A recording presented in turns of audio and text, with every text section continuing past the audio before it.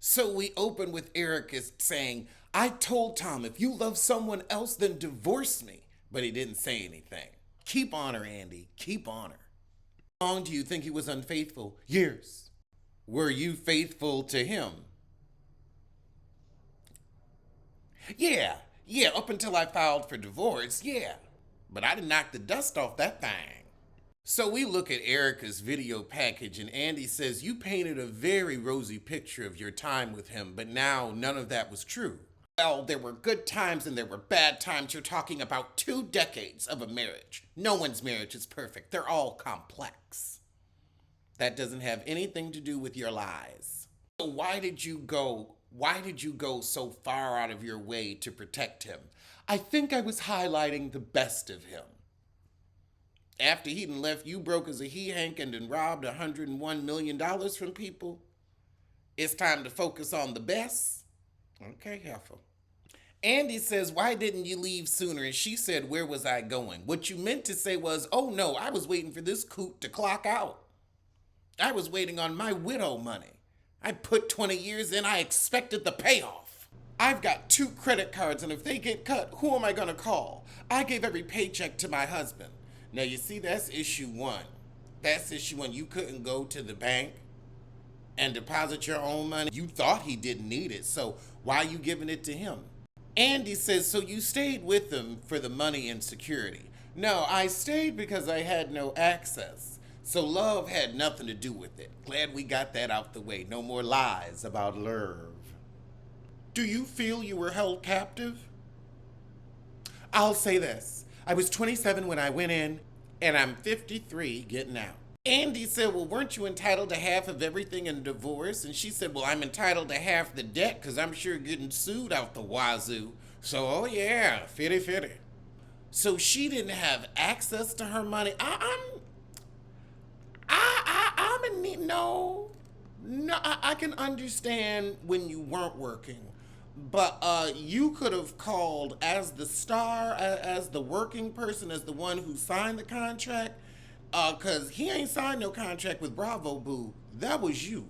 You could have told finance at Bravo, yeah, let me open up this account and put it over here. All right, Andy, break it down, wonky eye. Did you feel like the ship was sinking and you had to get off at that time? Did you know about the liability? Now, you see, this is when I think Erika and her coot is still working in tandem, because Bravo sure put up them photos of him looking old and feeble, and she said, this is what I've been dealing with, and now you see he's in a memory care facility. It's normal for him to get sued, but when I started getting sued, my ears pricked up. But it's still the coot defense.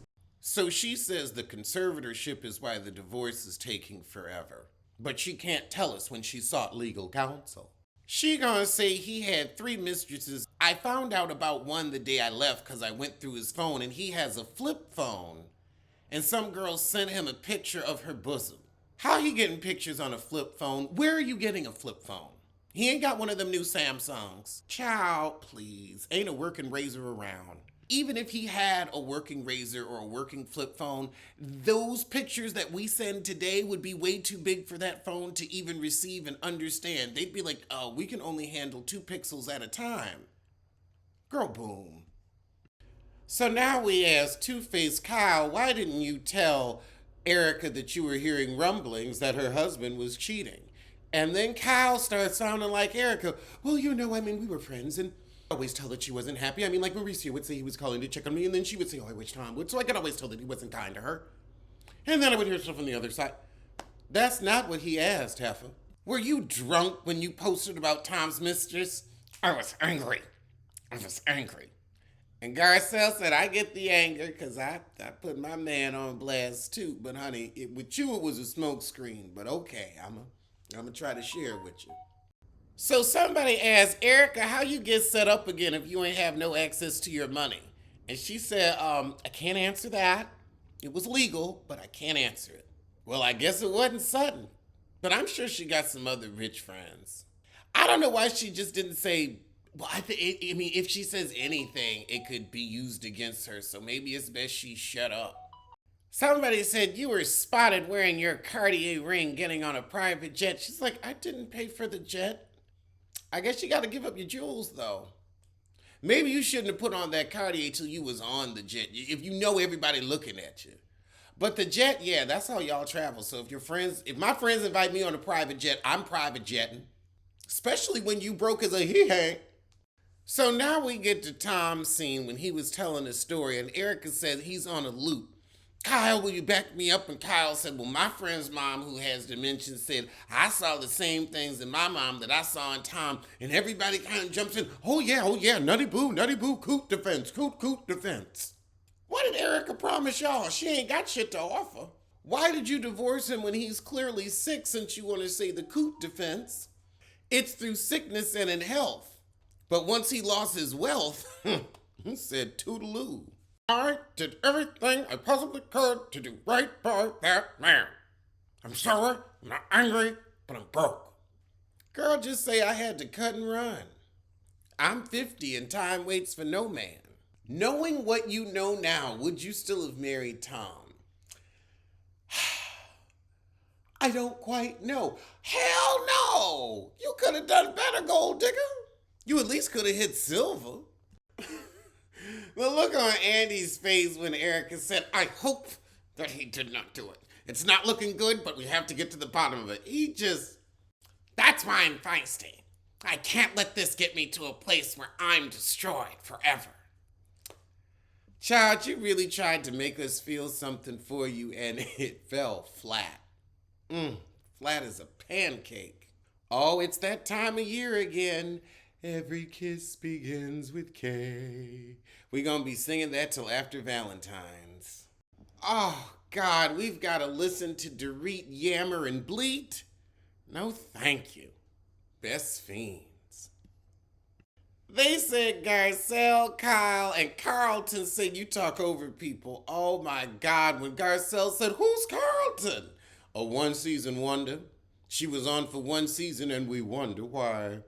Garcelle letting Dorit off the hook for that comment about, oh yes, my children love their brown staff. She like, it was a difficult conversation and I get what she meant. Y'all done burned her up enough, so I'ma tell y'all, look, step off. I want to stay on the show. So Dorit says she never had a nose job and they show her at Kyle's with no makeup and that nose does look a little schnoz-esque, so I guess it's just a lot of lighting and contour. Oh, God, now we got another commercial for Peacock. Apparently, Eileen and Renna did something called Back to Salem. I don't know. I might peep at it. I saw a little clip of it, and I didn't know what it was from, but oh, Lord, they cramming Peacock down our throats. We do not care about Lisa Rinna's attempt to be Kardashian adjacent by sending her daughter after that Disick dude. How long are we gonna go on about your daughter that was barely even on the show and Scott who ain't even on this network? It's a yawn for me. I did not realize how insufferably boring Rinna's been this season. I mean, it's a true God. I am fighting to keep my eyes open. Now we getting to Kyle and Kathy, and the fact that we started it off where Kyle, they've been calling you a little piece of shit all your life and you didn't really get it. That's why they got away with it all them years, because you're slow. Tired, through, and delayed. Tardy for the party. And we ended with tears. Kyle and Kathy cried. It started off strong, but man, it ended with a limp and a whimper. Girl, I gotta take a nap after that, because it put me to sleep. Sleep. I thought I was gonna go out after this. Nope, I'm going to bed.